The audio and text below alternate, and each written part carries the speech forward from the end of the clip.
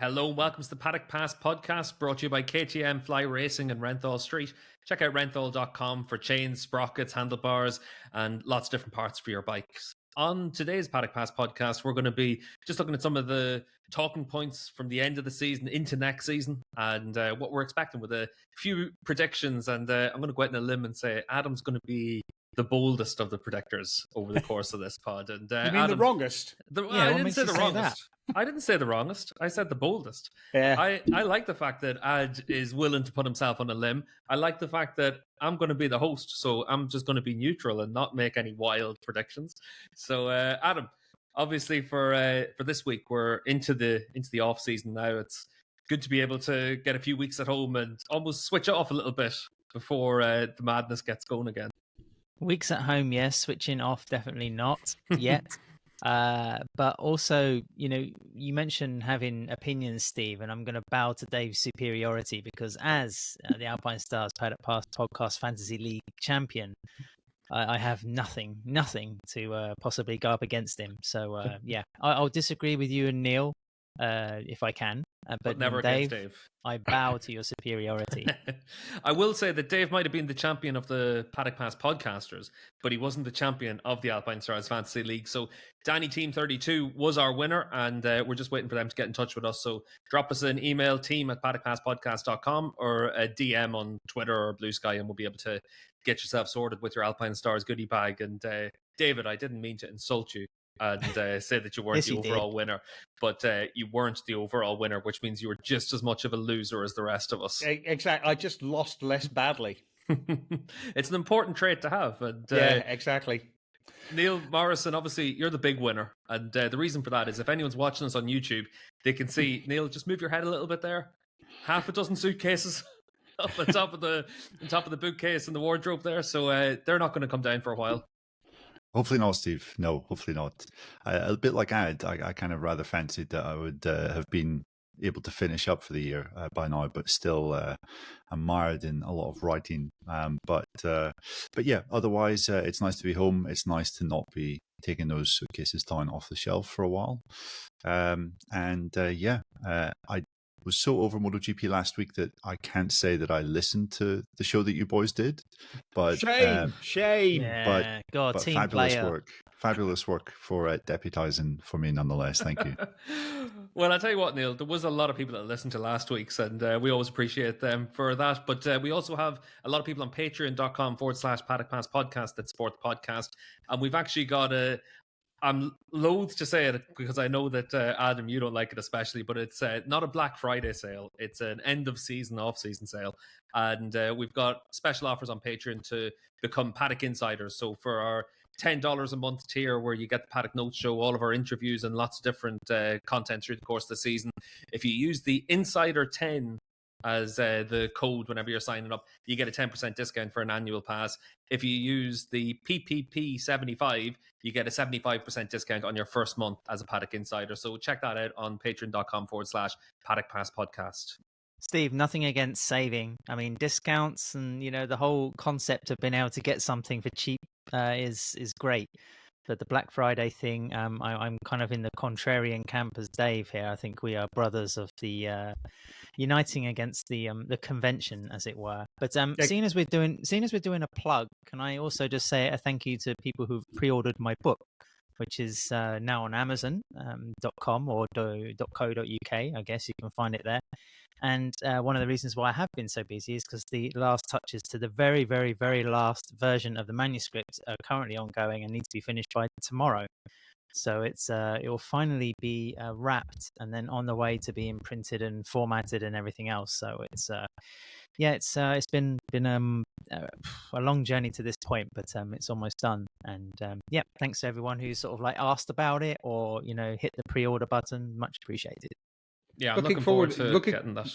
Yeah, exactly. No, looking forward to that. And do please pre-order Ad's book. Pre-orders really, really help. And just as we get ourselves ready to talk about some of the big top talking points in MotoGP at the minute, David, on motomatters.com, you had a big story up yesterday about KTM and their restructuring. Yeah, that's right. I mean, we know that KTM have had financial problems for the last sort of month or 2 or 3 months. I mean, really, since their half year results came out earlier in the year, that they were making a lot of loss. They have now they've now applied for a specific form of bankruptcy protection, which basically allows them to restructure and reorganize the company. It gives them a little bit of protection from their creditors. Basically, they owe a vast amount of money to banks because of the expansion of production facilities which they did after COVID-19. That turned out to be, I mean, like a lot of companies, but there's a lot of bicycle companies in exactly the same situation. Expanded production, thinking that the boost in sales after COVID-19 was going to last. Inflation's gone up, interest rates have gone up, and interest rates are really, really important because a lot of people buy things like motorcycles on finance. And that becomes and finance just becomes a lot more expensive.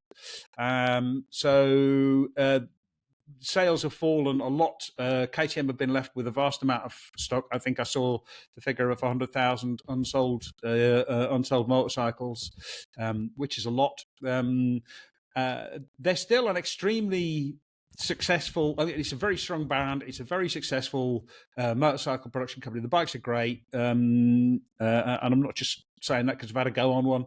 They really are great. They're extremely popular, but they basically expanded production beyond what the market was going to bear, and they got caught out. And they got caught out owing a lot of money. So they've submitted this plan. I think the plan they have until the 27th of December or the 27th or the 29th of December to submit a plan for restructuring the organisation and explaining exactly how they're going to save a lot of money. And then the creditors, which in this case is the big banks, will have until the 31st of January, I think, to accept or reject the proposal. I mean, they are most likely to. What the proposal means is basically the banks agree to write off a large part of their loans, up to 70% of their loans. And the banks are likely to accept it just because having 30% of a loan is better than having 0% of a loan. It's money in the bank, as it were. This is fairly standard operating procedure within business. There's a lot of businesses who suddenly need to restructure. They need to write down debts, and they need to sort of reorganize and start. I think KTM are going to be looking to restructure or lay off, reduce production, lay off a bunch of staff. Unfortunately, fortunately, Austrian law, EU law means that the employment rights are protected, and so they'll get their salaries and their redundancy pay paid out. That's all guaranteed. It's the banks who are going to take sort of the worst of the pain. There was an interview. There's a short video on with Stefan Pierer and Hubert Trunkenpolz, the two members of the board. No, not Trunkenpolz, with Gottfried. How do you say Gottfried? So, yes, exactly. Whose second name escapes me for the moment, but basically co-CEO. Yeah. The co-CEO, basically the two CEOs saying, look, what we need to do is reorganize and restart and do all the rest of it. What's it going to mean for the racing program? That's a big question. It looks like, and the intention is that they are going to, if the restructuring is accepted, which is likely to be, because, as I say, KTM is a successful company. They sell bikes which people want to buy. It's just that there aren't as many people as they hoped wanting to buy them. But if they can continue to produce bikes, then they'll continue racing. Speed Week had an interview with Pit Beirer and Hubert Trunkenpolz yesterday, saying, look, the plan is it shouldn't affect the MotoGP program.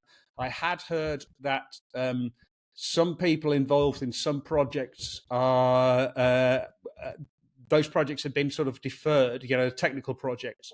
So it's possible that there will be sort of some changes. It also sounds like the teams are going to be slightly affected in the sense that mechanics are going to have to share rooms, that sort of things. There's going to be lots and lots of ways of cutting down on expenses. But the plan is that they will continue to race for 2025 and 2026. The KTM restructuring program is for 25 and 26. And at the end of that, then we'll see. So I think it sounds to me like we are certain to see, or there's a sort of a 95% chance that we'll see KTM racing in 2025 and 2026, but I wouldn't. I would expect to see them racing in 2027 as well, but I wouldn't be surprised if there's a chance, because the contracts, basically KTM have a contract with Dorna through the current contract period, which runs out at the end of 2026, before the start of the new period, and that would be a logical place to reevaluate everything and see if they want to continue.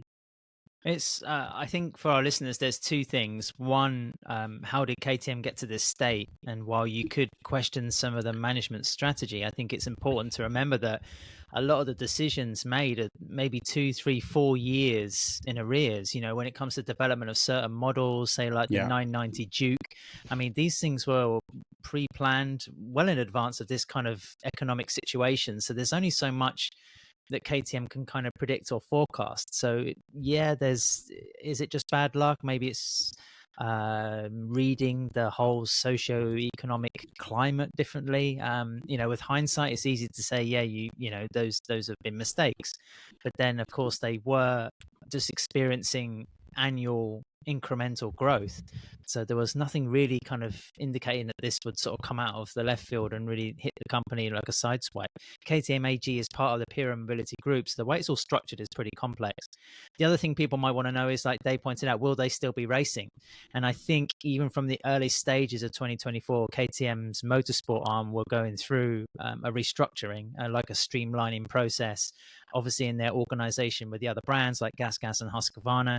I think they were looking at ways to be more efficient, to be a little bit more direct with their contracts and the way they go racing. So that's left them in a slightly better shape now that it's come to like this really harsh point, going into December, where they're looking at, gaining loans and financial restructuring. Like Dave says, I think Hubert Trunkenbolt said in the Speedweek article with our friend and colleague Evo that, they will honor their MotoGP contract. So in 2025 and 2026, they're going to be on the grid with 4 riders, 2 teams.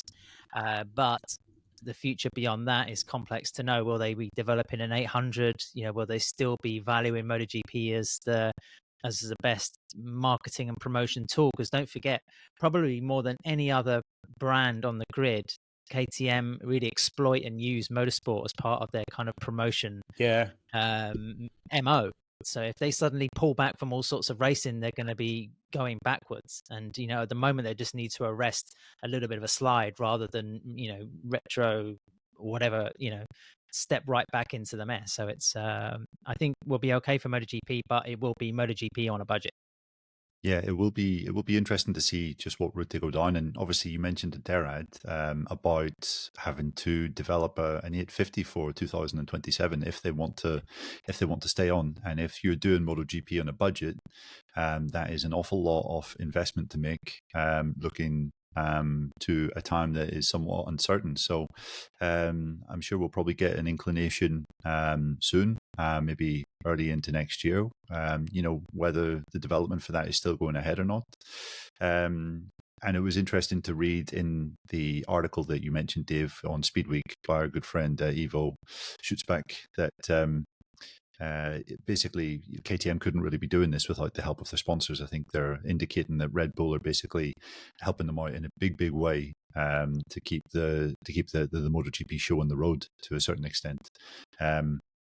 In your article, Dave, you pointed out that they had been moved to deny rumours that Mark Mateschitz, the son of Dietrich, was not going to be coming on to their board. There's obviously rumours about whether outside investors could maybe play some part in KTM's revival or the Pure Mobility Group's revival in the coming years, which, they've denied that Mark Mateschitz thing. But we know that Red Bull is extremely close to KTM, and it seems as though they'll be kind of, in some regards, keeping the show on the road for a little bit of time. So yeah, I mean it's worrying just because of KTM's fingerprints in the MotoGP paddock. You know, we're not just talking about MotoGP, but they have the Red Bull Rookies Cup, Moto3. They have the majority of bikes on the Moto3 grid, and they even have a presence in Moto2 as well. So if they were to be removed from the MotoGP paddock, it would be a massive, massive blow, I think, for the series as a whole. So in that regard, you just have to cross your fingers and hope that they can weather the storm in the next couple of months,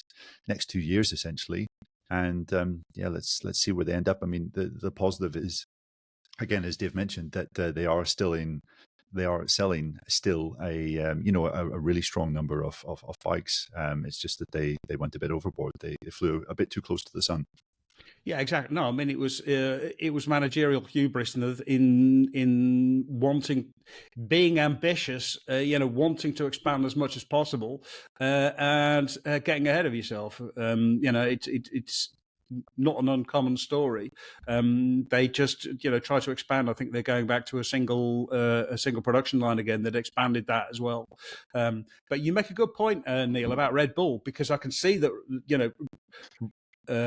Red Bull moving into to KTM, I can't see, but Red Bull moving in much more strongly to support the racing activities makes an enormous amount of sense. I mean, it's their racing is Red Bull, or racing and events are the way that Red Bull market itself. Racing is the way that KTM markets itself. Again, right at the end of that video with the two CAs of KTM, Stefan Pierre, the slogan "Ready to Race" came up. So it tells you exactly how important it is. I think there might be some consolidation about brands. I mean, we're already seeing it in the Grand Prix paddock, with KTM and sort of with Husqvarna and Gas. Basically disappearing, it all becoming KTM. It didn't really make a lot of sense for them to actually expand the brands into or the Husqvarna and Gas into MotoGP. It made a lot more sense for them to be doing that in things like motocross and all the rest of it. So yeah. It was a necessary step, and hopefully the banks will agree. I mean, the racing heritage and the link is really important, but the only thing that makes me worry somewhat is that the MotoGP one is the newest, the most expensive, and perhaps not the most necessary. I mean, if KTM needs to go back to its roots, as it were, then it needs to focus more on cornering market share in off-road. I don't really know where the future would lie in terms of that. I think, in terms of the company structure, it's important to remember that Ducati was owned by at least 3 different parties at one point, like in its history, in recent history as well. Maybe KTM could end up being owned by another kind of company, as it were. But also, I mean, the point about Red Bull is, why couldn't they why couldn't Red Bull KTM be owned by Red Bull? I mean, they own a Formula One team, they own a couple of football teams. Maybe that could be just a way out of it, maybe even kind of on a short-term basis. I don't know. Yeah, I mean, worth pointing out that KTM Racing is a separate division under KTM AG, and so it could quite easily be spun off as a separate racing project with shared technology under Red Bull. That's actually quite a good shout. Why are Red Bull reluctant to jump in? I mean, if they had 2 or 3 other teams, I would say okay, but it's more just like rider affiliations.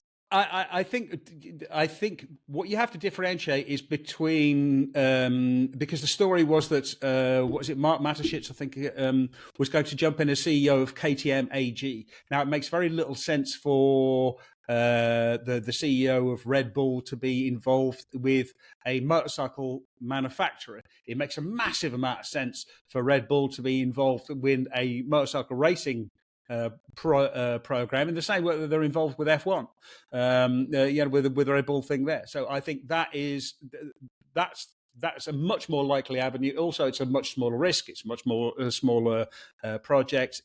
It fits completely within the way that Red Bull works and the Red Bull's sponsorship and promotion tools. But the only thing is, as we've seen in Formula One this year, and I loathe to bring this up, Dave, especially in front of. It's all right. I don't know what you're talking about. But yeah, I mean, since Dietrich Mateschitz died a few years ago, Red Bull has been stuck between essentially two directions. Between the Austrian side and then the Thai side as well, because Dietrich owned 49% of Red Bull, I think, before he died, and 51% was the basically the inventor of the recipe of the drink, who was Thai, and now his family, I think, are vying to have more say in the sort of the business direction. So, I mean, this was something that was ongoing at the start of the year. I think the F1 team was in a bit of confusion. They still managed to win the championship this year, but I think there was a lot of chaos going on behind the scenes, a lot of jostling for power, and perhaps that's another thing that you have to factor in behind Red Bull's strategy and decision on this. Can I just say that I hope that Max Verstappen retires at the end of this? Now that he's got 4 championships, there's no reason for him to continue.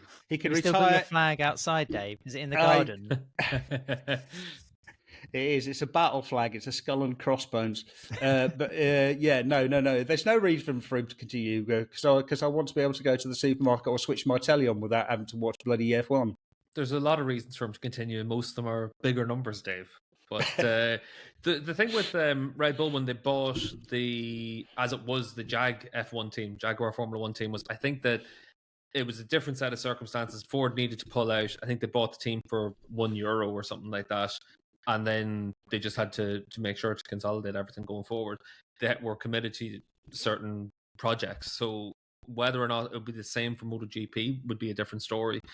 But as you said, we'd have to wait and see.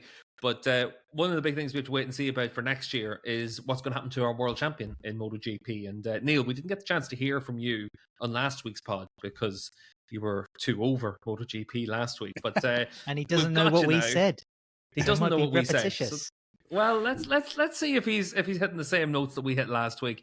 Neil, when we look at Jorge Martin on the Aprilia, is it going to be okay for Martin, or is it going to be a disaster? Where do you see the season going? And we gave our win tallies last week, so I'd be interested to see what you have to say about it. So do I have to make a very bold prediction, Steve? Is that what you're asking me to do? You don't have to make a very bold prediction. You just have to make your prediction. It doesn't have to be bold at all. It can also be Adam's going to be the bold one. Yeah, exactly. It could be extremely cowardly if you like. Okay, well, how about this for cowardly? He's going to do a little bit better than the factory Aprilia riders of this year. That's my prediction. Yikes! Yeah, exactly. Hold the front page. Wow! Turn that into a thumbnail and stick it on YouTube. I mean, hang on, that means he needs to win a race. I mean, Maverick was the only other non-Ducati winner, so you put the pressure on already, Neil. Yeah.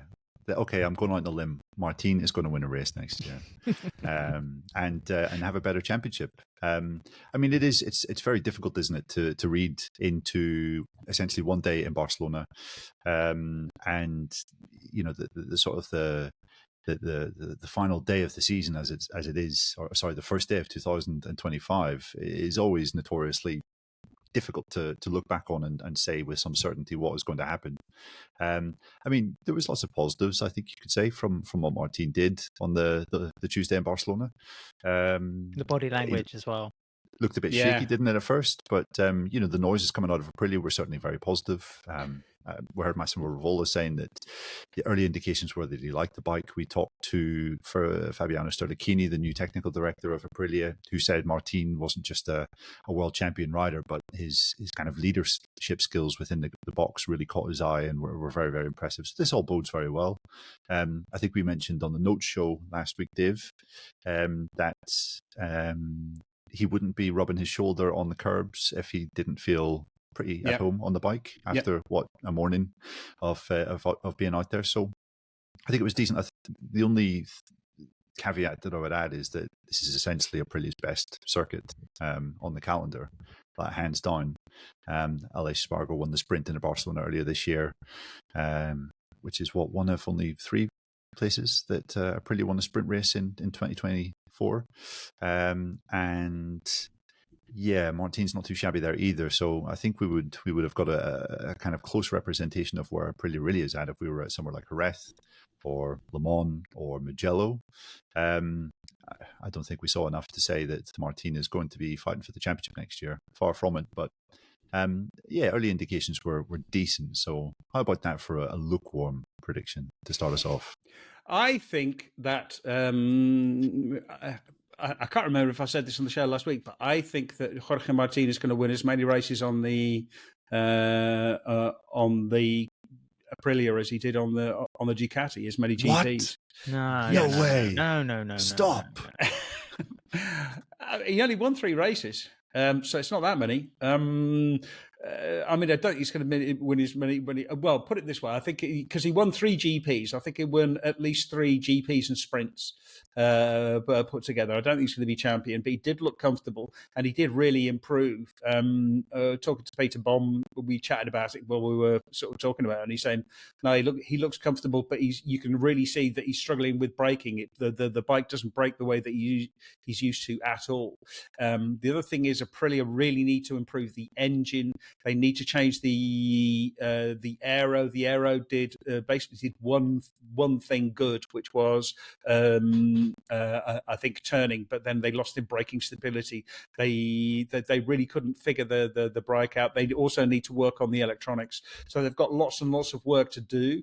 But I think also having Jorge Martin there and Daniele Romagnoli, very level-headed, very smart people. I think they're going to be able to help to drive the development forward. And I'm really interested to see what Marco Bezzecchi can do as well. I think Bezzecchi is also going to do quite well. He seemed to adapt to the bike pretty well as well. Looked fairly comfortable. So I'm mildly optimistic. I think they are going to do better than they did this year. And I think you're spot on. Riders are just going to be better. I think it's going to take time.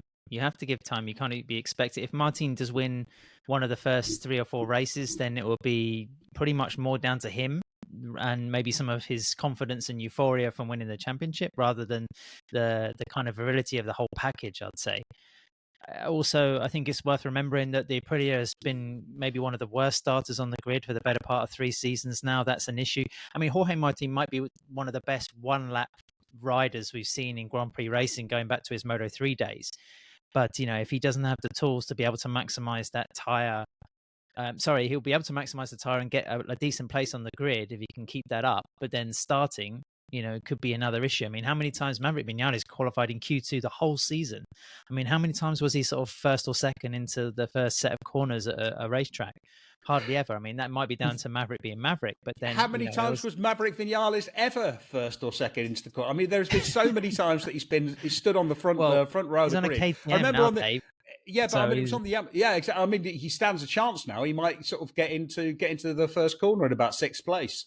I remember so many times in the Yamaha on the Yamaha as well, where he would qualify, pole or second, or absolutely front row, and then just get completely swallowed up by the field and blame the bike.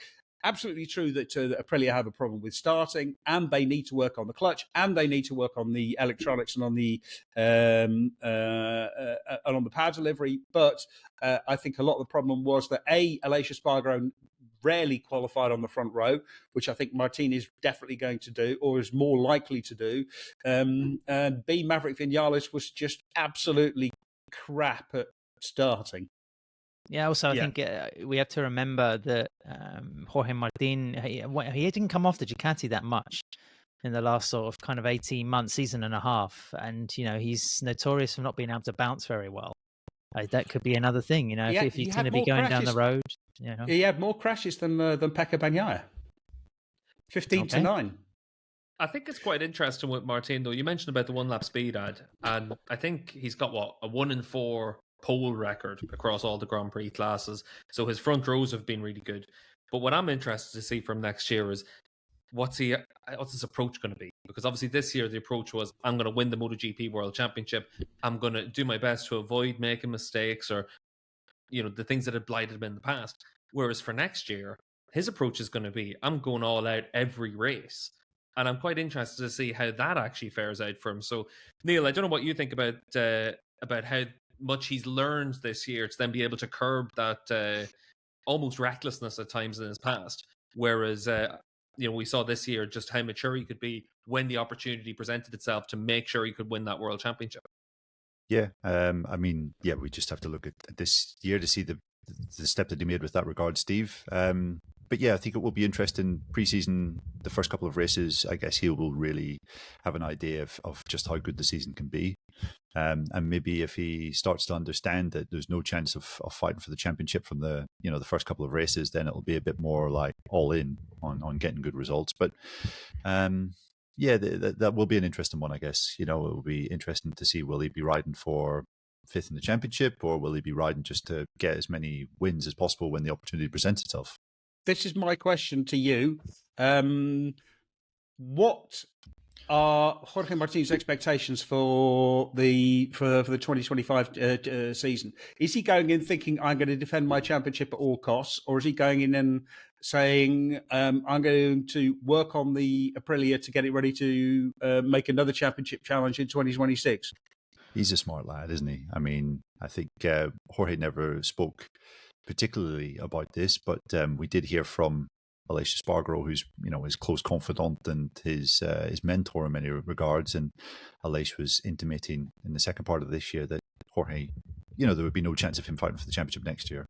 So I think he's a pretty plugged in guy. He knows what is what. It would be vastly unrealistic for him to be going into next year thinking he can be champion, and I think he's smart enough to know that. That's why I think in Sepang, his very sort of first debriefs as an Aprilia rider are going to be fascinating, because he's going to be asked about his expectations and his ambitions for the season. And I think his words have to be carefully selected, because they could come back to haunt him, or, he could be accused of underplaying the situation if it turns out to be a case of hitting the ground running. But, I think it's, like Neil says, I think Martin's been in Grand Prix racing far too long and has achieved far too much to be, kind of swing one way or the other in terms of being ridiculous or kind of unrealistic. Yeah, I think that's fair, Ad. And just to move on to our next set of predictions, it's about Ducati and how much we think that Ducati are going to be impacted for next year by losing Pramac as one of their teams. They're down 2 bikes. They're down their favoured satellite team as well. And for Ducati to lose that data, is that going to end up costing them the chance to dominate again next season? Or do we think that the advantages that they have are enough that they should be able to stay at the front? Steve, why don't you just scrap all that and say Mark or Pecco? Mark. Yeah, I mean, let's take a vote. Mark or Pecco? Mark. Are we raising our hand on an audio podcast?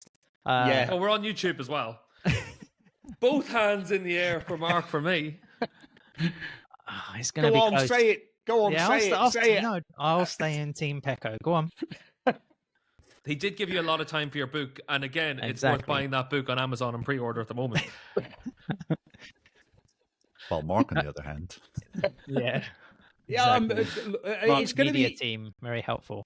Yeah, exactly. It is going to be interesting. I mean, like Mark versus Pecco is obviously going to be basically the big story. The other big story is going to be how much of a step forward the GP25 is over the GP24. It doesn't look, or from, it was interesting because Pecco Bagnaia was saying, oh no, the GP25 is amazing. It's a massive step forward.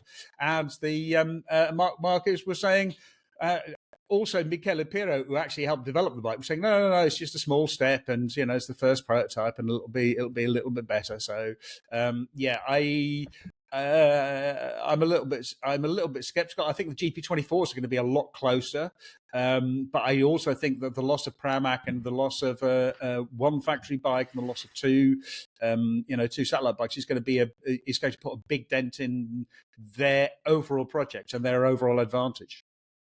Could I just start a petition for you never to do that pantomime voice again on the podcast, Dave? It was really quite disturbing. It's taking me back to my childhood of going to crap sort of Christmas pantomimes. He's behind you. Exactly. Widow Twanky. Yeah, exactly. Actually, the thing is, like, because of the way that this call is set up, there's a door behind you, so someone really, actually, genuinely could come in behind you. We'd have to shout, "He's behind you," and you wouldn't believe us, and then you'd end up being murdered live on YouTube, which would be no, he's probably not.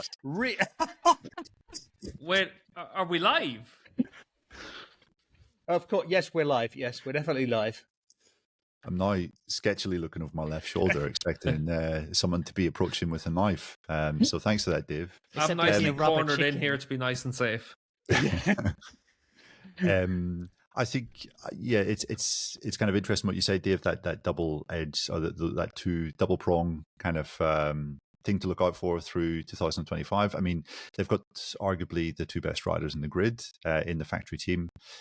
Probably, I think it's safe to say, will be on the best bike next year, just going off what Ducati have been able to do over the last 3-4 seasons. Yeah, no, 100%. However, their lineup is not just less formidable in a numerical point of view, but also in terms of personnel point of view. I mean, I don't think you could say that Fermin Aldeguer and who else have we got? Franco Morbidelli. Yeah, Digia. I mean, love Digia. And the other Pramac. Oh my God. Alex Marquez. Alex Marquez. Yamaha. Grassini. Of course. I'm all over the place. You take 1 week off, Neil, and look what happens. You can't afford to do this. Exactly. You need to be on the pod all the time. Exactly. Yeah, slap on the wrist there. But, I mean, those riders I wouldn't say are the caliber of Enea Bastianini, Marco Bezzecchi, and Jorge Martin. So, I think we could be in a situation where Ducati win 15 of the 20 races next year, maybe 16 or 17. But I don't think we'll be seeing the kind of Ducati, well, we'll definitely won't be seeing them dominate the top 8 like we did at the sprint in Thailand, but will we see 6 Ducatis in the top 6 on numerous occasions this year? I mean, that doesn't seem as likely to me. So, I think the top 2 will be pretty dominant, but I don't see the kind of Ducati fleet being quite as formidable as they have been in the last couple of years. I mean, the big advantage they had this year was the rear tyre, the Michelin rear tyre. Ducati understood the Michelin rear tyre. That was the secret. The others all struggled. You know, KTM struggled with vibration all year. Honda, Yamaha, obviously they've been a little bit behind. Aprilia couldn't get the same sort of, like maximum potential out of that rear tyre. The other factories have now got a year's experience with that tyre. That tyre isn't going to change, and I think that's going to be a big that's going to be a key factor to them catching up. There's only going to be 3 GP25s, and don't forget that the reason that Pramac are not red or multicolored anymore is because Ducati are also kind of exercising their own cost-cutting or streamlining exercise in MotoGP, and that could also be the beginning of maybe a downward cycle, or another manufacturer, putting pieces together and challenging them a bit more.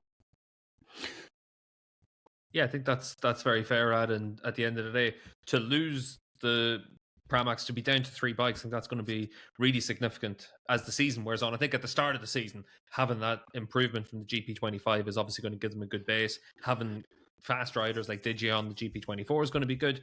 But as the season progresses, then it's going to be a case of once we get into the ground war in Europe, that's whenever it really gets tough to keep yourself at the front if you lose out in that data and the information. Steve, can I also just say that, while Marc Marquez is an absolute legend and game changer in MotoGP, I think you just can't dismiss Bagnaia's possibilities inside Ducati, because the team and the way he rides the bike and the contribution he's made to the bike has been that emphatic over the last 3 to 4 years that it would be foolish just to write him off and say he's going to be hounded and beaten every single weekend by Marc Marquez. There's going to be certain tracks.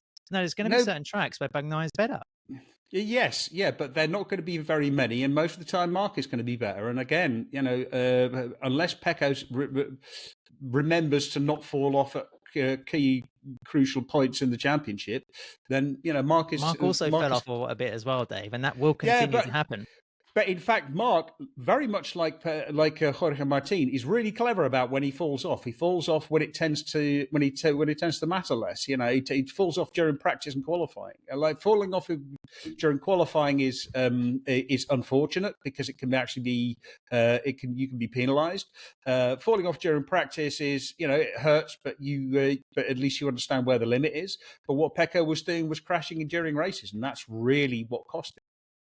Yeah, I think for me that the big thing with it is Pecco's going to have some weekends where he's going to be dominant. We saw that again this year with sprint and Grand Prix wins. But I think that when you're up against Mark, it's going to be interesting to see how he deals with that. Now, the one thing that's going to give him a lot of solace is the fact that whenever they had their clash in Portimao, he went toe-to-toe with him in the in the hall before the stewards meeting. And I think that's going to be really important, just to show to Mark that I've got the balls, I'm willing to take you on, and I'm not going to back down, because Mark has been able to dominate so many riders in the past because he's a domineering character. And I think that Pecco's tried to make it clear that he's not going to be like that. And I think that can only be a good thing for how they're going to fare out against each other. Yeah, that's entirely fair. But I mean, I still think that Mark is going to come out on top of that, because Mark is just a lot more devious. Yeah, I think that's fair to say. Let's move on to our next section as well, and it's about Japanese manufacturers, so Yamaha and Honda. And obviously, it's been beyond a trying time for both those manufacturers, but there's always been a lot of talk about the fact that they're making progress. We saw from Fabio Quartararo at the end of the season all the different engine developments that they brought in, upgrades to the package. I mean, I think they've both Alex Rins and Fabio Quartararo actually lost track of the number of different engines configuration they tried. But it was at least 5. It might have been as many as 7, which is a lot. Now, a lot of it is just sort of minor tweaks, but there's been some fairly significant changes as well. So yeah, I mean, they've had a lot to test. Yeah, a lot to test, and is it going to be enough? And Adam, I'll come to you first about this. Will the Japanese manufacturers catch up to the rest of the field? I would say Yamaha more likely. Again, it's a question of how much the association with Pramac comes into effect. Will they have some benefit already from the first tests and first races of the season? Will it be a much longer process? Will it be a full year before the M1 can make big, significant strides? And also, how much do Yamaha push the plate away from Fabio Quartararo in the interests of making an effective bike and not necessarily one that suits the Frenchman more? Because, for almost 2 years now, the Frenchman's debriefs have been an exercise in contained frustration. Sometimes he has been quite direct and pointed with his criticism. But, Quartararo remains the best rider in their fleet of now 4 riders, so you can't afford to sort of forget him as a priority, even though you wanted the whole project to accelerate further. And just based on what we know and what we hear from the effort behind the scenes, it just seems that Yamaha are still ahead of Honda. And I think, Yamaha's set up with a title-winning team, the experience of the riders coming in, it seems a bit more potent than what HRC currently have.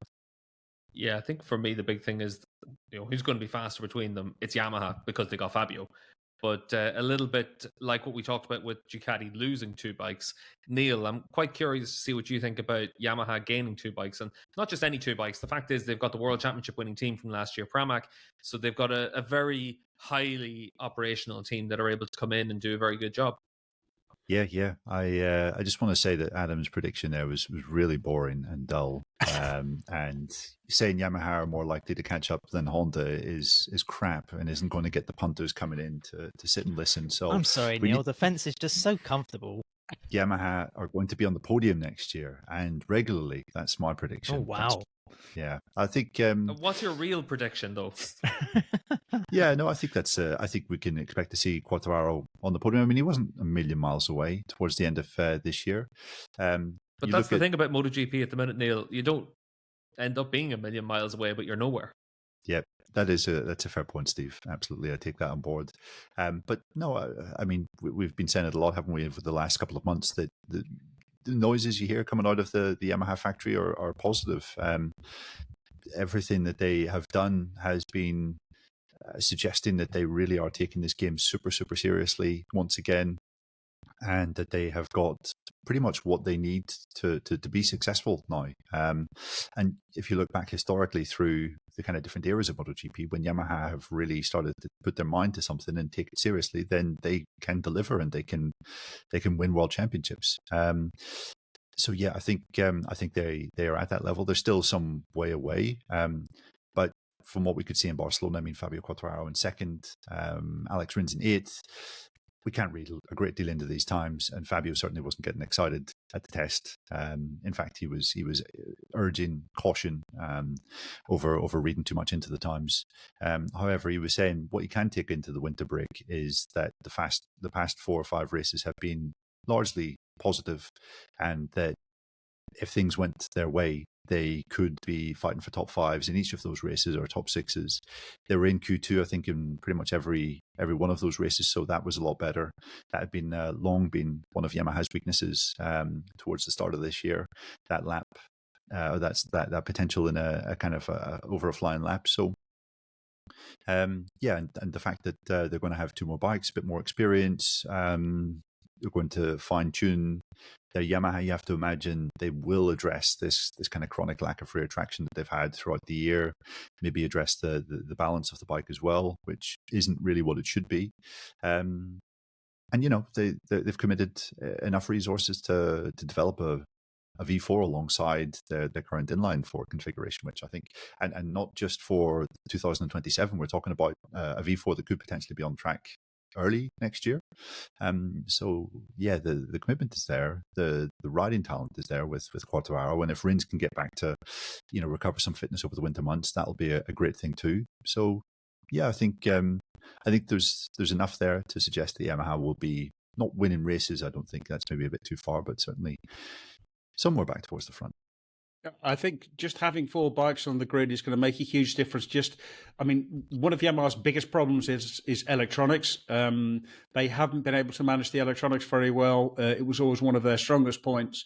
And that's just sort of like falling apart a little bit. And it feels like that's where they've got a lot of potential, and that's where having 4 bikes on the grid is going to make a lot of difference, because you've got more bikes to sort of share out different strategies, see what works, understand how it all works, and then try to move forward and make improvements. So, I think podiums is ambitious. We saw that Quartararo was much closer to the top 5 at the end of the end of the season. I think also it really is going to help with like Jorge Martin no longer being on a Ducati, with only being 6 Ducatis instead of 8, with hopefully the reduction in the advantage which Ducati have with the rear tire going away. So yeah, I think there's certainly reason to be optimistic at Yamaha. And what about Honda? Well, yes. Yamaha have a stronger rider lineup to begin with. Honda, will HRC even have a title sponsor? Just like little things like that coming into play? Yes, they will. Probably, yes. Yes, no, they will have a title sponsor, but I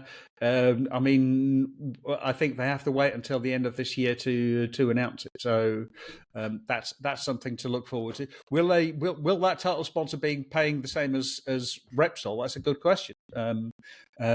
Although I think the complaint was always that Repsol didn't really sort of pay what they should have for that title sponsorship. The Repsol got saving a lot on smaller. Their coffee. That's what they were.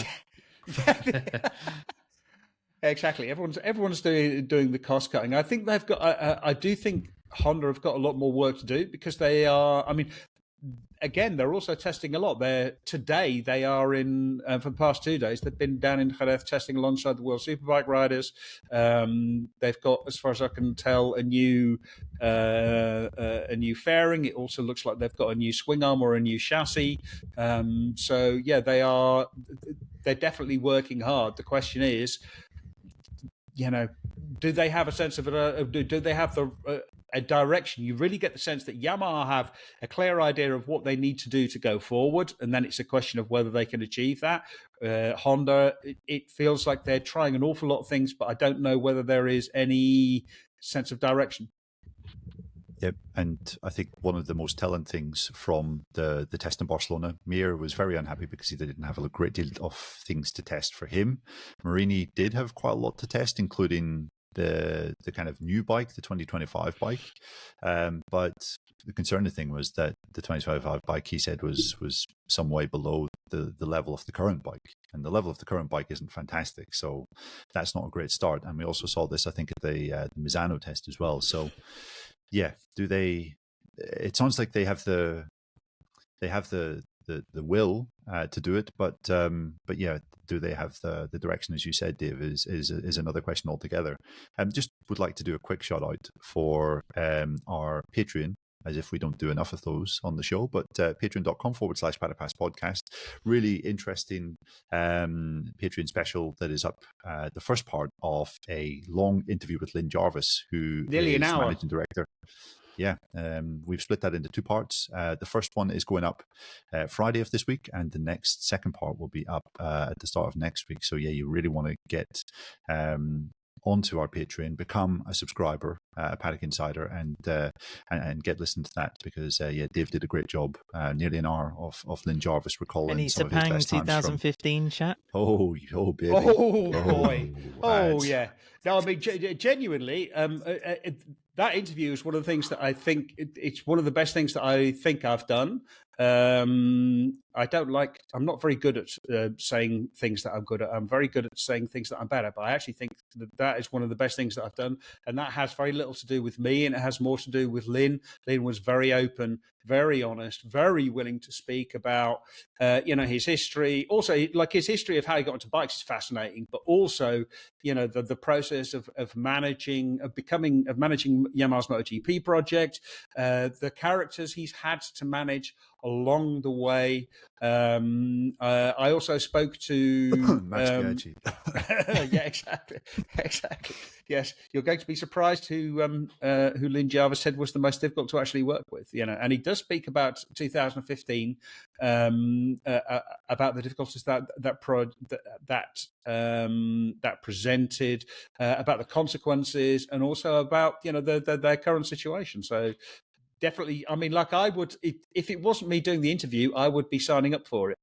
I think one of the things that I found interesting with it, David, and you say that Lynn was great in this. The reason Lynn's good in it is that you've spent a lot of time over the last best part of 20 years building a relationship with them.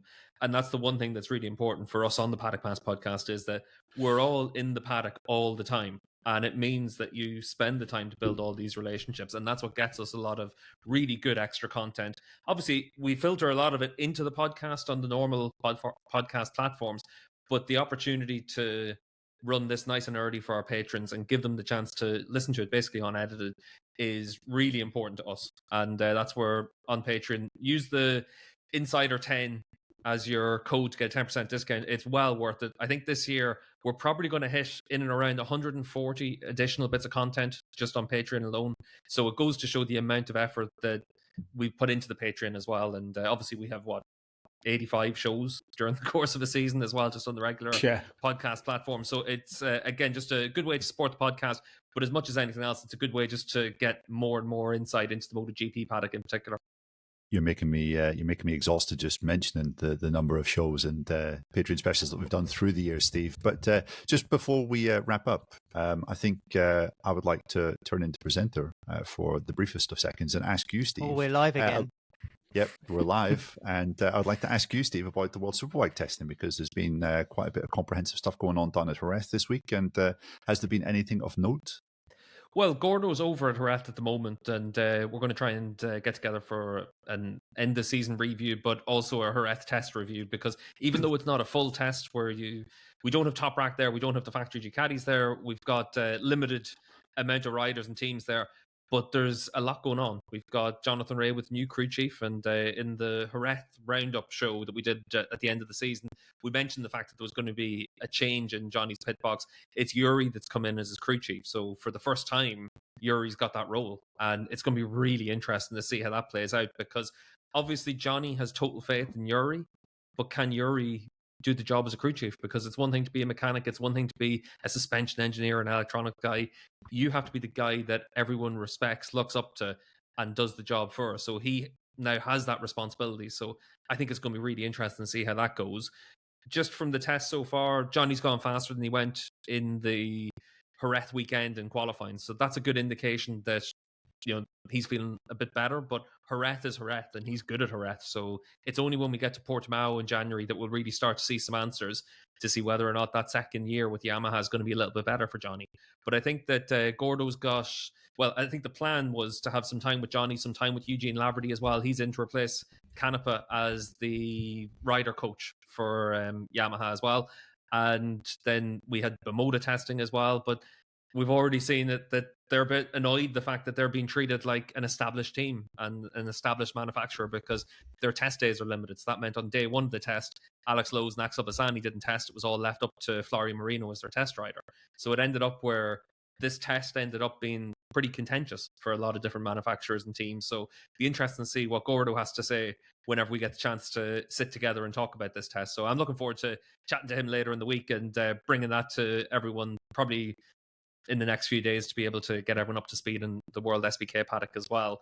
And as ever, if anyone wants to get up to speed for all the news on the MotoGP or World Superbike paddocks, just subscribe to us on YouTube. I know Adam's been flat out working hard on the YouTube channel over the course of this year. It's made a big step forward and we've gotten good views and good numbers on that. So it's been good to see a new channel for us. And obviously all of the normal podcast platforms will be available with all of our updates through the course of the winter. And we've got quite a bit of content planned over the course of the winter. So even though the podcast kind of slows down a little bit over the next few months, the plan is still to bring lots of shows over the course of the winter and a little bit of bench racing shows as well. I know we've done them in the past and they're always popular. So we're going to bring some of them over the course of the winter. But as ever, a big thank you to everyone for supporting the podcast, to KTM, Fly Racing, and to Renthal Street. And we'll be back next week with more MotoGP news.